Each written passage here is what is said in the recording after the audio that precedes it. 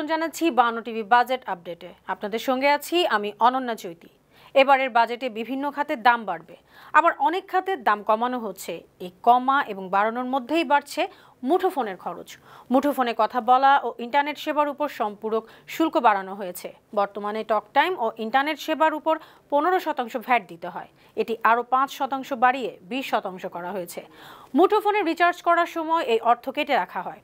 অর্থমন্ত্রী আবুল হাসান মাহমুদ আলী 2024-25 অর্থ বছরের বাজেট বক্তৃতায় একথা জানিয়েছেন।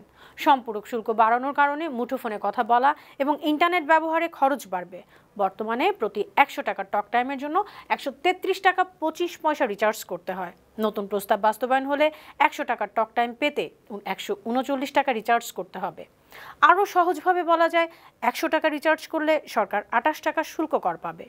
এর আগে 2015-16 অর্থ বছরের বাজেটে মুঠোফোনে কথা বলার উপর প্রথমবারের মতো 3% সম্পূরক শুল্ক আরোপ করা হয়েছিল। পরে তা কয়েক ধাপে বাড়িয়ে 15% করা হয়। বাংলাদেশে গেল এপ্রিল মাস পর্যন্ত মুঠোফোনের গ্রাহক সংখ্যা ছিল 19,37,00,000 লাখ। এক ব্যক্তির একাধিক মুঠোফোনের হিসাবও এখানে অন্তর্ভুক্ত হয়েছে। দেশে 12,51,00,000 মুঠোফোনে ইন্টারনেট ব্যবহার করা হয়। দর্শক, বাজেটের পরবর্তী আপডেট নিয়ে আপনাদের সামনে আবারও হাজির হব। সে পর্যন্ত 52 টিভির সঙ্গেই থাকুন। সবাইকে ধন্যবাদ।